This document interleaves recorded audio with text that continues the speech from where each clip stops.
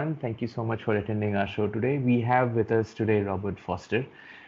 He's an artist from the UK, and I'll just let Robert introduce himself to begin with. Yeah, thanks. So I'm an artist who's based in the UK. I'm based in Cambridge. So I have a studio at Wising Art Centre, which is just outside of Cambridge, in the countryside.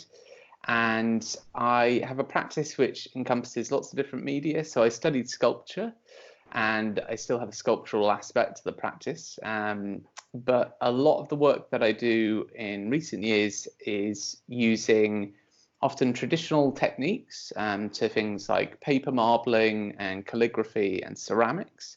So all these techniques that have a particular history to them, and they have a strong association with spirituality as well. And I'm really interested in this idea that art can be used as this space for contemplation. And that's both for the artist, the person that's making it, and actually having that focus in the making of an artwork, but also for an audience as well. And what does that mean? What are these spaces or institutions where people are able to look at works of art and learn from them, and perhaps shift the way in which they interpret the world?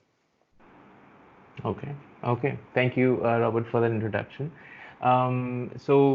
We have very specific two questions for you, Robert, and both of them sort of pertain to the current times that we are living in. We are living in a situation where almost half the population of the world is under lockdown, and it's something that we have in our lifetimes never seen.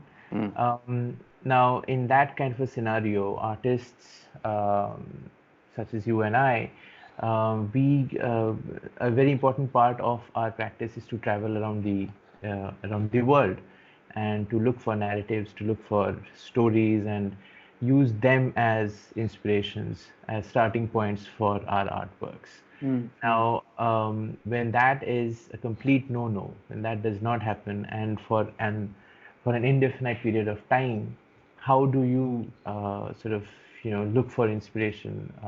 How do you carry on with your practice in such a different environment? Yeah, it's a great question, and so timely with everything that's going on. So I think, I'm always interested in this idea of reflection and contemplation and what that means. And I think actually this moment is perfect for thinking about how we as artists can have a space for reflection and actually consider what kind of work we make, the reasons behind it, and have a period of time to dedicate to that. And it's really interesting that if you look to historical examples of often spiritual figures that go on this idea of sort of hermitage, or have this closed time and space where they focus on ideas, that's something which is comparable to now with this isolation that we find ourselves in.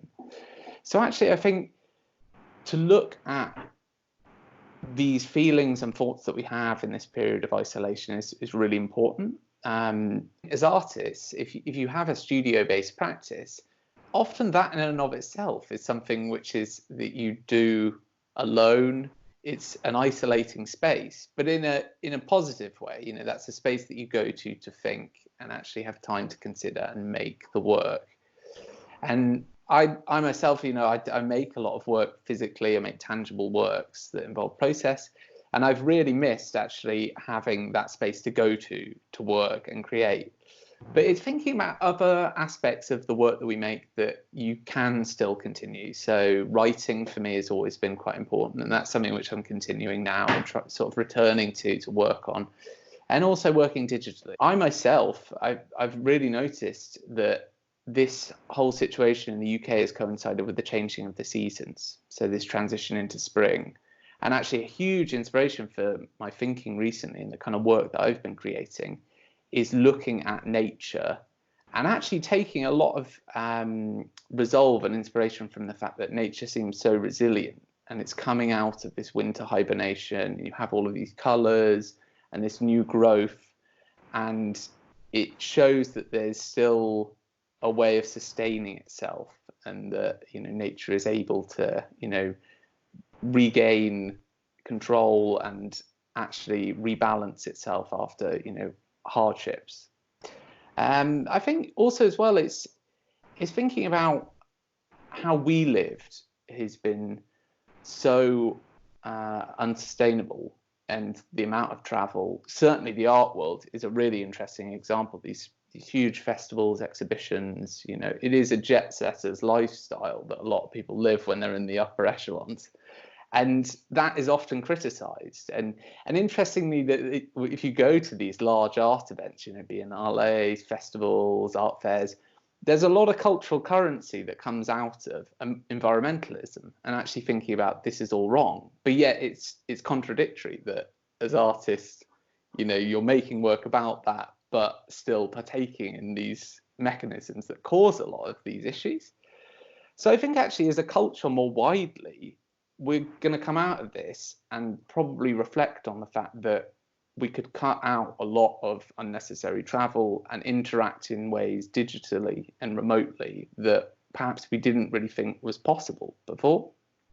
As artists, we can always provide a moment of hope and inspiration for others. And I think now more than ever, being able to use the skills that we have to actually grant that to people at a distance and work remotely is something which is invaluable. It's something which is really, really needed during these uncertain times.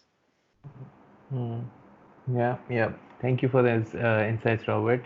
I'll move to the next question, and it is in the same context. In such a scenario that we live in as artists, what are the kind of activities that an artist can do to keep the business aspect of it running, do you think?